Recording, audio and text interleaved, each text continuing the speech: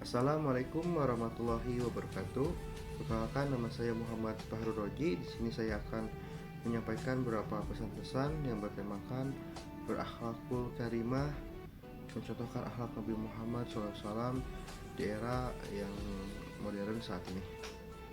Alhamdulillah, segala puji bagi Allah Subhanahu wa taala yang telah memberikan kita nikmat Islam, iman serta kesehatan.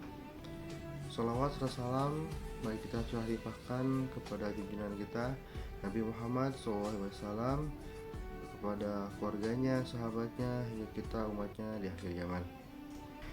Islam bukan hanya mengatur hubungan antara manusia dengan Allah, hablum minallah, tetapi juga hubungan antar manusia, hablum minanas. Dan dasarnya pertama, hubungan antar manusia ini adalah akhlakul karimah, yaitu akhlak yang mulia. Sebagaimana Rasulullah SAW bersabda, sesungguhnya aku diutus untuk menyempurnakan akhlak yang mulia. Hadis Al-Bukhari. Jika kita ingin melihat bagaimana seharusnya akhlak seorang muslim, maka lihatlah Nabi Muhammad SAW. Bahkan Allah sendiri menyebutkan dalam Al-Quran surat Al-Qalam ayat 4 yang artinya, dan sesungguhnya engkau Muhammad benar-benar berbudi pekerti yang agung.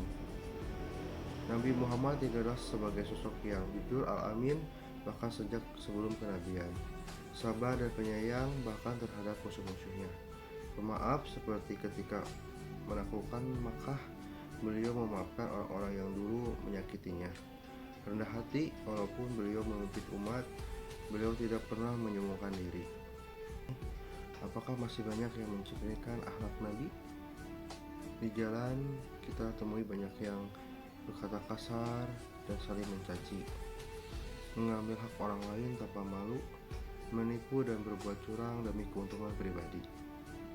Anak kepada orang tua sudah tak lagi hormat, pemimpin lupa pada keadilan, bahkan sesama teman saling menjatuhkan. Inilah krisis akhlak. Kita hidup di zaman yang canggih secara teknologi, tetapi mundur secara moral. Maka dari itu, saatnya kita bangkit. Kita harus kembali meneladani Nabi Muhammad SAW. Jangan biarkan nama Islam tercoreng karena perilaku kita yang buruk.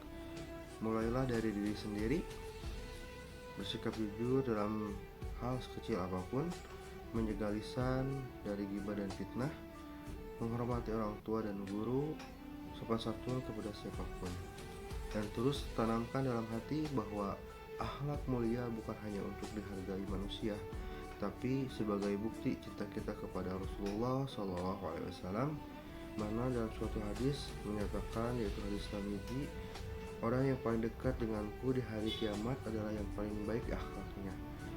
Mari kita bangun kembali peradaban Islam dengan membentuk karakter muslim yang berakhlakul karimah. Karena sehebat apapun ilmu, sebanyak apapun ibadah, jika akhlak buruk maka semuanya bisa hancur. Semoga Allah Subhanahu wa taala membimbing kita menjadi umat Nabi Muhammad yang sejati, yang tidak hanya mengaku cinta Rasul tapi juga meniru akhlaknya. Sekian dari saya, mohon maaf apabila ada kesalahan. Ini hanya sebuah pembelajaran buat kita. Wabillahi taufiq wal hidayah. Wassalamualaikum warahmatullahi wabarakatuh.